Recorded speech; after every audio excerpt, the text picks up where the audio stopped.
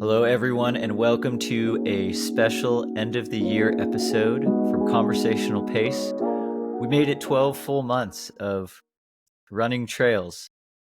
I guess that's not really different from most other years, but this time we started talking about shoes, and I feel like we've got some shoes to discuss. I wrote up some categories. We're gonna pick some favorites. I'm really curious to see what you've got for these categories, and I know you're a minimalist and you might not have many or any of these shoes here with you. So just Finn, just hold your hand up and I'll make some Hollywood magic. Yeah, we'll practice with that. We'll see what I decide to put right there. I got to say one thing, and you predicted this at the beginning of Conversational Pace, but I just got my Strava stats in. I have 11 or 12 days to go in December, and I've already run 300 more miles this year than I've ever run in the history of my running on Strava in the last 7 years. I think I'm on pace for 3,400 miles this year, and the most I've ever run was in 2020 in COVID. I think I ran like just over 3,000. So I don't know if it's a good thing or a bad thing, but this channel set a running PR for me this year. Yeah, I was way ahead of my yearly mileage PR as well until Javelina. The stats have taken a little dip since the end of October, but if I get my act together in these last, 11 days of the year, I think I actually still have a chance to get a yearly mileage personal best. It's never really been a number that I've chased. It's always just been one of those if it organically happens, awesome. And because of all of these shoes, it's really encouraged me to spend more time out in the mountains. So I'm definitely thankful for that. Shall we start out with the first category? Let's do it. First category is the Swiss Army knife shoe. So this is the shoe that if you could only pick one to have in the shoe closet and you got to do most things in it, what's your Swiss Army knife of 2023? So my Swiss Army knife shoe was the Salomon S-Lab Ultra 3. And I know we kind of had this little theme going during the year where it's like, would you keep this shoe in your locker if and when you had free mileage throughout the year? This was one of those for me right from the get-go. It was definitely my go-to shoe from Salomon, let alone any brand. I would race Hard Rock in it. I would race UTMB in it. I trust my feet in it. I would race CCC in it. I would race any mountainous race in this shoe. I think if I remember correctly, one of the things that you were concerned about in our review was yes, this could work in a 5 to 12 hour range. Could this work beyond that 12-hour range? I personally think it could. And on top of that, we've both had, I think, really good mountain experiences in it. You ran the second half of Tushers in it and kind of felt like you could have run the entire race in it in retrospect. I had similar long run experiences. Premium materials, I think durability could be an issue, medium durability. But the only thing I would say caveat is if you're looking for a more cushioned Swiss Army knife, maybe, check out the Speed Goat family. But I haven't typically needed more cushioning in the midsole. So that's part of why I went with the Salomon S-Lab Ultra 3. And I love this push towards these built out ankle collars too, which the shoe delivered on. That's a hot take. The knit ankle collar / debris gaiter. Whether that's a good thing or a bad thing, that's definitely a debated topic. The S-Lab Ultra 3 was my honorable mention, but it didn't get the Swiss Army knife spot for me because of the price. When we reviewed it was $180. It's now $190. For me, that's just too much for a Swiss Army knife. So I've got the Nike Wild Horse 8 as my Swiss Army knife shoe, which kind of checks all the similar boxes to that S-Lab Ultra 8, but I get probably a little flimsier upper and it's a little heavier. But over the course of running in it this summer, this was one of the more pleasant surprises to see the Nike Wild Horse finally being back after two awful generations. The 6 and the 7 were trash. So Swiss Army knife for me is the Nike Wild Horse 8. I didn't do an honorable mention, but if I did do one, it would have been that shoe for sure. I recall being very stoked on that shoe at the time we reviewed it. The whole Nike line, but that was an amazing one. So next category, favorite shoe to run fast in on the trails. And I kind of left it pretty open-ended because running fast, you can take that any way you want. What was your favorite shoe to run fast in on the trails? I think this is probably going to be a controversial take because I think I'm leaving myself vulnerable to a lot of the facets of a shoe that you want to have when you're running fast in these, again, like speedier races, trail marathon and below. But I chose the Hoka Zinal 2 here. It certainly does not have a ton of cushion. If you're someone like Brett who wants as much confidence as possible, bulldozing descents, it's probably not the shoe for you. I would agree that I would not go 5+ hours in this shoe, so I really wouldn't take it into ultra territory. But I love the responsiveness of the midsole. I like the thinner material in the upper. This is another one of those shoes with the ankle collar, rock protection that I love. Finn has a type. I have a type. I have a type. I have a type. Even down to like granular stuff like the thinner rounded laces. But yeah, I think there are, again, just trying to be like self-conscious here. I think there are significant worries about cushioning and then also the durability of the shoe and like the super specialized nature of it and like where it fits in the Hoka tree. But I did a lot of speed work in this shoe and I loved it. So that's why it's fine. So I definitely thought about the Zenal too, because that shoe is really fun. But you're right. For me, I was worried about the lack of cushion and protection on her foot. Like maybe if it had some sort of rock plate, that would have like tipped the scale for me, which is why I chose the normal Shirak as my favorite shoe to run fast in on the trails, which is not a cushioned shoe at all. I mean, it feels firmer than that Zenal, but whatever they got going on in between the ground and my foot is the most protective, like thin trail shoe I've ever worn. And perhaps it was because I had like my expectations set in such a way where like I was convinced I was going to break a bone in my foot, but then it just ended up being awesome. And I, was kept putting this shoe on for all my fast stuff. And like I ran the first 50K of Tushers in it because that was like the perfect course for it's short enough where you can let loose on some of those descents, but you still have to be very nimble and agile. And um, this shoe ended up checking all those boxes. So, and it's very lightweight as well. So this was my favorite shoe to run fast in on the trails. So That's a good one. yeah, we had similar options, I would say. One thing I'll add about the normal Serac, because this has also been one of my like Foot Locker shoes that I'll revisit from time to time. The upper has gotten more comfortable with more mileage. It's broken in more. There's less creasing issues, and even like sort of the tongue construction has gotten better fitting on the top of my foot. So it's grown on me. The shoe has definitely grown on me. Yeah, it's like a nice bottle of wine. It's getting better with age. Favorite ultra race shoe on a course like Western States? I'm very curious about this answer because I feel like if you ask 100 people this question, you could get 100 different shoes because the Western States course is kind of diverse. And I'm also wondering if this is maybe the one where we have the same answer, but going back in time to when we did the review on this shoe, which by the way is the Nike Ultrafly. For you viewers out there, Brett posed one of the great research questions of all time. Do you need a trail shoe to return this much energy? And the answer that we came to in that episode was it's contextual. And in certain cases, you do want that much rebounding. It's a very particular subset of trail surfaces. But in the case of Western States, it's like 75% of the course. Yes, the magic is lost in like climbing and descending on steeper, techie terrain, but that's not really the Western States course. It's a West Coast cruiser type arena. And that's why you've seen a lot of people like Tyler Green, like Drew Holman,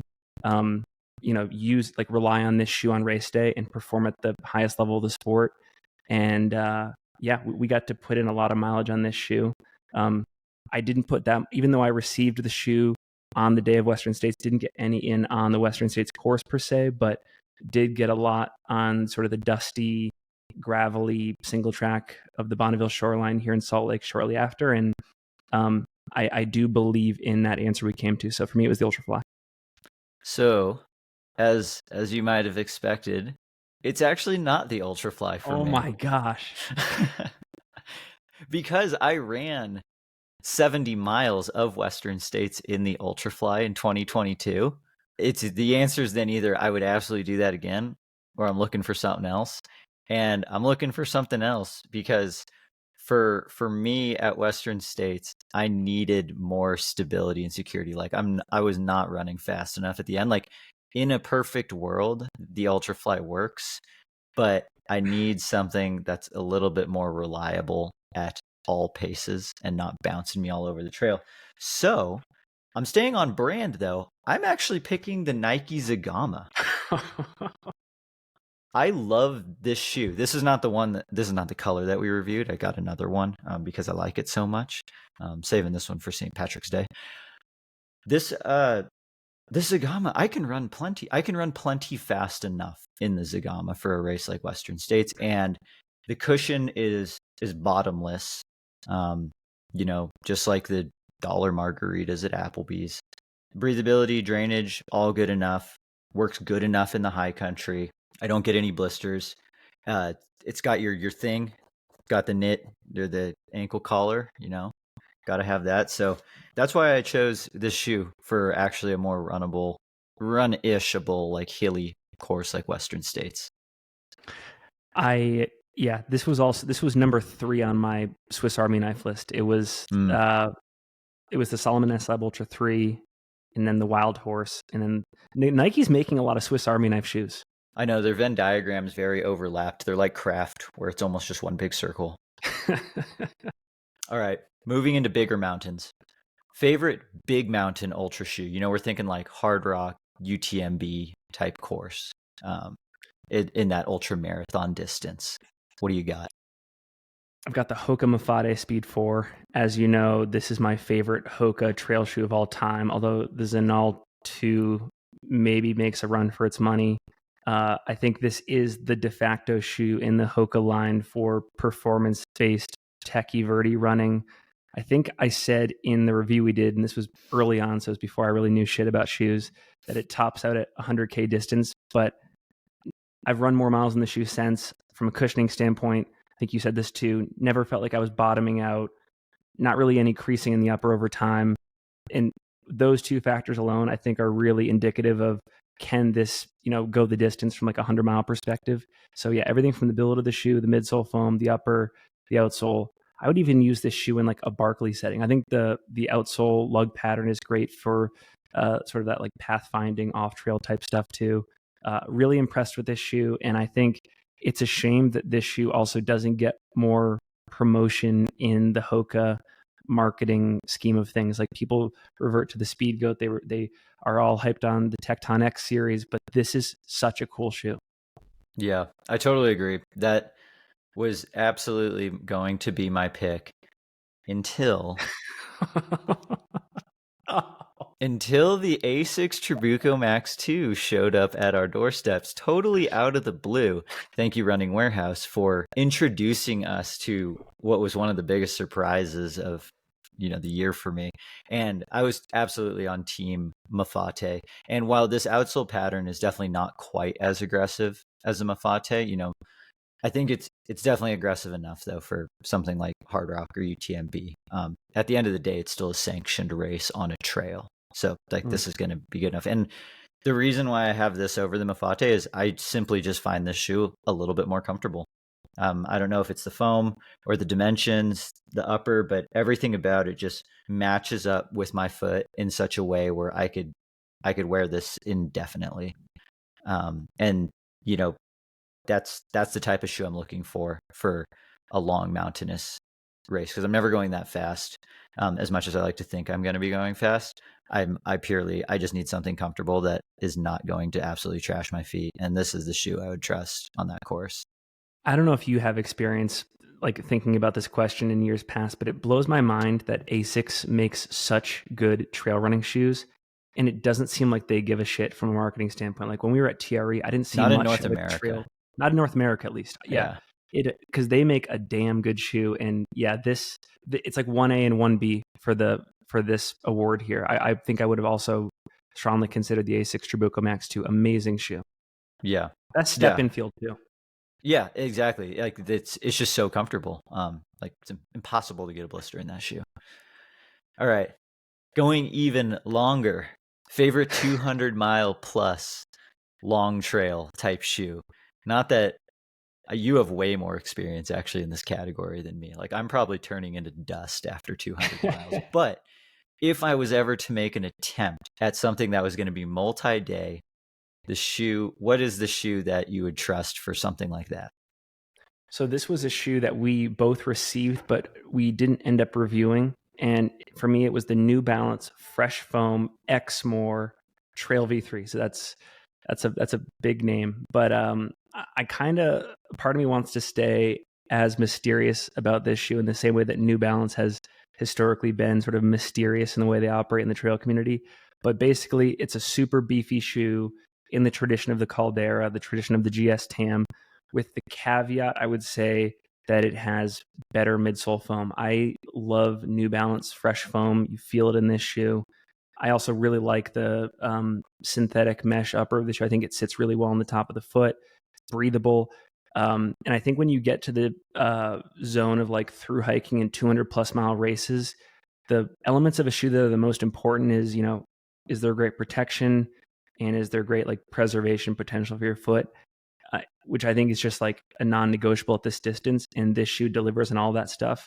I think when we were talking about it, it was more like, is this going to become like sort of like a recovery mile type trainer shoe, or are we just going to walk around in it? That's kind of what I did in the last year with it. But this would be, I would do the Appalachian Trail in this shoe. I would do the PCT in this shoe. I am actually coincidentally signed up for Cocodona next year. I could totally see myself, New Balance, if you're listening, doing Cocodona in this shoe. It is so cool. Wow, that was out of left field. I did not expect that to be the answer. But I mean, I guess you're right. If we're looking at it from the standpoint of just like pure comfort, that shoe, I mean, we didn't review it because we were like, this is too soft to run in. But maybe it's not too soft to run in for 4 days. Maybe that's actually what that shoe is accidentally going to be great at. My answer is probably a little bit more predictable. I mean, it's one of the shoes that we saw most commonly out at Cocodona when we commentated it this past May. And that's the Speedland GS Tam, which I know, you've gone very long in this shoe. I mean, we did a ton of running up in Flagstaff that week for Cocodona, and I picked this shoe. It's not the softest shoe, but for me, it's the shoe where I know the cushion is going to change the least over multiple days. It is just so beefy underneath, and it's soft enough. But I just know like some EVA shoes just totally pack out when you're on them for 30 plus hours. That's just not going to happen with this shoe. The outsole's wearing out way before the midsole is, but the outsole's durable enough where it will last 200 plus miles of a race. I like this upper because of how adjustable it is. I like how I can on the fly, just quickly pop the BOA dials in and out. So that's a huge, plus for me. Just like when I'm thinking like multiple days in, I'm not trying to tie shoes. Just give me the little twisties and send me on my way. And I think the shoe is comfortable enough where I could see myself going multiple days in it. I'm sure I would run into other problems long before my shoes are the problem. But while we're making that attempt, it's going to be Speedland GS Tam. You know how much I love that shoe. Yes. All about them Li2 BOA dials. If you're not rocking Li2, what are you even doing? Do you even have Perform Fit wrap, bro? Yeah. With that spacer mesh upper. All about spacer mesh. Removable carbon plate. I mean, it's got all the bells and whistles. Like that's what I need. 200-mile shoes or 200-mile races are expensive. You better show up in an expensive shoe. Yeah. All right. This is a fun category. Most fashionable shoe coming from non-fashionable people. Finn, what'd you like in the vanity department this year?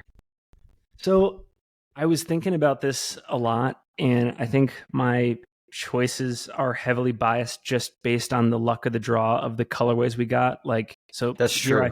I selected the Nike Terra Kyger 9, and if I remember correctly, you got like a pure black one, and I got this one that had like a navy blue base, some hints of like the psychedelic rainbow on the upper and the midsole lines. I liked the shoe because I think just the construction of it looked cool, but then that colorway on top of the construction, it was a fashionable shoe. I felt like I looked like a pro athlete in the shoe. I know that sounds weird to say, but it kind of like made me feel like leveled up as a runner. And yeah, I think it probably does come down to the colorways more than the shoe construction itself. Because like, what was the Solomon shoe that we reviewed where the one that I got was just like pure gray? It looked like a grandpa Oh, shoe from like a the retirement like home. the Max TR, the Glide Yeah, the Max Max TR, TR. which is a super comfortable shoe, and I bet with a different colorway, I would have liked it more. But just that colorway primed me to like want to disassociate from the shoe. So I think, Yeah, and this is a note to brands, like colorways are so important. yeah, 100%. I mean, unless you're New Balance, do not come out with an all gray shoe. Like you're right. I put that thing on and I like immediately had a vitamin D deficiency.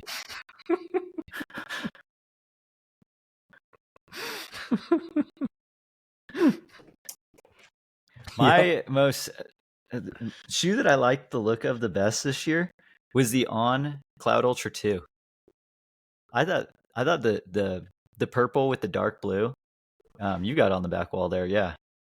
I thought this was a slick looking shoe. I mean, I think I've always been partial to On's styling and such, but I don't know. I like the holes. I like the silhouette of the shoe, the materials. Like I've said before, matching the midsole to the upper color perfectly is something that rarely happens. Solomon's pretty much the only company that's ever been able to do it, but On has been knocking it out of the park. So in the style department, um, On Cloud Ultra 2's taking that one for me. That was my runner-up pick actually for all this. You described it perfectly. It was a good shoe. All right. What is the shoe that surprised you the most in 2023? And again, this is probably, I'm going to probably give you the exact same rationale for my way too early pick for 2024, but I am such a goddamn sucker for concept shoes. Like when I saw that Mizuno shoe at TRE with like the super rockered back of the shoe, Yeah. like I was immediately like fixated on it. Same thing with the Hoka Tecton X3. But with that logic in mind, it was the Speedland GS Tam. The BOA dials, even the fact that they don't want to call it a shoe, they want to call it trail equipment. That got me. This promise of max comfort and responsiveness, like yeah, and then the fact that it delivered for me in all those categories too. Like it looks like kind of a minivan. The colorways are suspicious. It's kind of licorice. You either love it or you don't. But and then also people would say like it's a shoe for like California carpet, yada yada yada. I took this on the 100-mile wilderness. It blew me away, which is a super technical trail. I used it out in Flagstaff with you like the entire week of Cocodona on, more buffed out trails. So yeah, it surprised me most because concept shoes are such a risk, and I felt like they delivered. Yeah, I mean, in Speedland, that I kind of forget that the GS Tam was their first like maximal high stack shoe that they ever came out Yeah, with, yeah, and they did a great job with it. yep.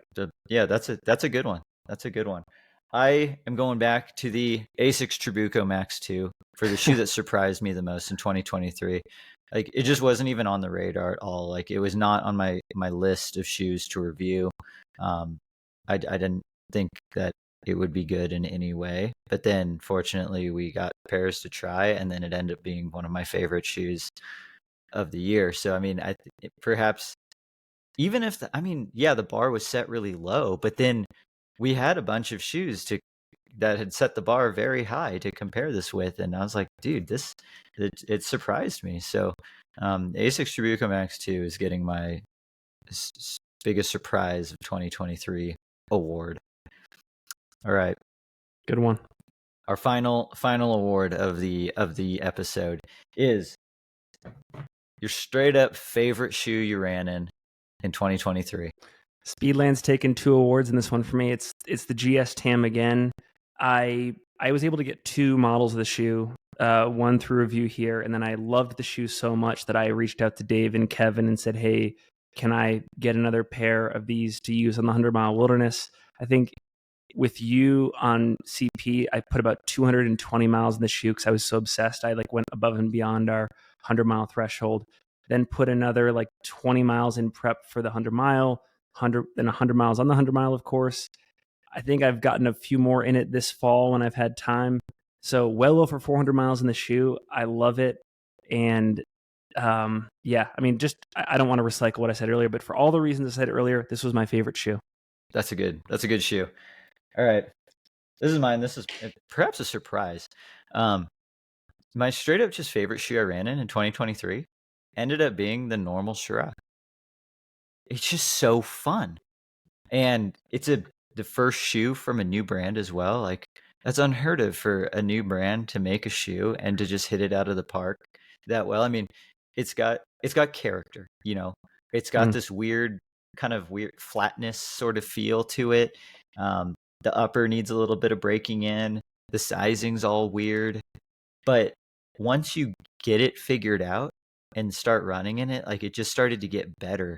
And I don't know what sort of like, well, I do know what's going on in between the midsole and outsole in terms of how they got the rock protection, but I'm just chalking it up to voodoo witchcraft because no shoe this thin should be able to protect your feet from rocks that well. I've never run in a shoe this light and this thin for that many hours and had no foot soreness or foot fatigue at all. So yeah, it just was so surprising that I was able to run long in a shoe like this. And that stuff, my default is like, if my feet would cooperate with me, I would absolutely just do everything in shoes this light because I love a lightweight shoe, but it just doesn't work for me until this shoe came around. So I'm really excited for just the future of normal. And, they don't need to change the shoe next year. They're going to update the Tomir, but, yeah, I'm really excited for just how they're implementing some of their tech into their trail shoes. Love it. All right, bonus question. I guess it's not a category or an award, but what's your way too early pick for 2024? Because we're heading into year 2 of conversational pace shoe reviews. So what's your way too early pick for 2024 for a shoe that you think is going to be great? Hoka Tecton X3 because we saw it at TRE and that crew sock brace material in that tradition of the ankle collar stuff that I love. Again, I have a type. It gripped me, and I'm very excited to put that to use. If it works for Walmsley, I think it'll work for us. So very excited about that. And then I wanted to add one more. This is more like a prediction, but I think North Face is going to surprise the market and for the first time in a while make a shoe that makes a lot of people happy. I like so those that. Are my two. I hope you're right. Yeah, super curious about that Tecton X3. Yeah, give Finn an ankle collar and he'll run miles for you. My way too early pick for 2024 is the La Sportiva Prodigio. Getting to hold that shoe and talk to the folks at La Sportiva made me really excited for them to like implement some of their fit and just kind of mountain tech into a higher cushioned West Coast style shoe. Because I've had a couple La Sportivas and like I didn't really enjoy running in them around here because they were too firm and too hard, but I loved the fit and the materials of them. So if that Prodigio retains that like sort of character and just puts it in their supercritical foam higher stack shoe, I think that one might be one of the underrated shoes of 2024. And then if we're going to like an industry way too early pick of 2024, I said, I think it's going to get harder to justify $200+ for a trail shoe, as I think 2024 is going to be the year of the baller mid-price shoe. Like thinking like in that 150 range, because this 2023 was the year of like the quote unquote like trail super shoe attempt. And all those are going to carry over to 2024 or update. But then because of that tech at the very top, the middle's going to get better. So I wouldn't be surprised if it gets harder to actually spend $200+ on a pair of trail shoes next year because the mid pack is going to get so good. That's a good one. That's a really good one. I mean, I hope that's the case. I don't want us to just only be being like, yep, if you want the best shoe, you got to spend $250. I don't want that for trail. I want those shoes to exist, but I don't want it to be the only option. One more thing that I'd love to add, and this could be a question for the audience too, but I'd love to get your perspective. As you see all of these brands build out just pretty large lines of shoes for niche use cases, there becomes overlap. And like I saw you talk about this in your Hoka video, that next year's Challenger and next year's Torrent for Hoka look pretty similar, a lot of the same features. And what happens in those scenarios? Like, which of the two models wins out? Do they allow for redundancies in their lines? Like, is there just a reason why they have both? Like, I'll be very curious to see like which one sells better, which one ends up, having just more traction in the community, and I don't know how like natural selection plays out in the shoe space. So speaking specifically to the Challenger and the Torrent, what I'm hearing is that the Challenger is going to be offered kind of on a higher priority level to run specialty accounts, and the Torrent is supposed to be the shoe that's sold at the more like big box running stores like REI, etc. I don't know how I feel about that tactic, as they've tried that before, and like it just doesn't work because ultimately one ends up being better than the other. It's just like, let accounts sell both at both. Like, let the buyers buy, because if one's better than the other, Hoka's just going to sell that many more from both accounts. Like, it's not going to be like, if you want a Challenger, you got to go to the local mom and pop store. If you want a Torrent, you got to go to REI. You're going to just end up buying whichever one works better for your foot regardless. So it's like, give the smaller running shops a chance to sell that Torrent if it's the better shoe. Apparently it's just like a big marketing thing. I think it's dumb. We'll probably end up having the opportunity to review both. So I'm curious if one does end up being like obviously better than the other. But like you said, though, there is an increasing number of trail shoes into the market from every single brand, and the Venn diagrams are getting much more overlap than they ever have before. And it's only going to make the consumer's shoe purchasing decisions more difficult, which is why and I will speak on behalf of you, will accept the responsibility to run in all of these shoes so we can help people figure out which one is going to be the best for them. Brett, I'm mentally and physically preparing myself to probably need to brush up close to 4,000 miles next year. I feel like we have a lot of work, a lot of joyous work on our plates next year, but work nonetheless. And we got this 100-mile standard to live up to. So I'm excited. And I just wanted to thank you for the chance to learn shoes a lot better this year. And it's been a ton of fun. And I'm very excited to be of service in the year to come. It's going to be fun. We got to start logging those Anton miles.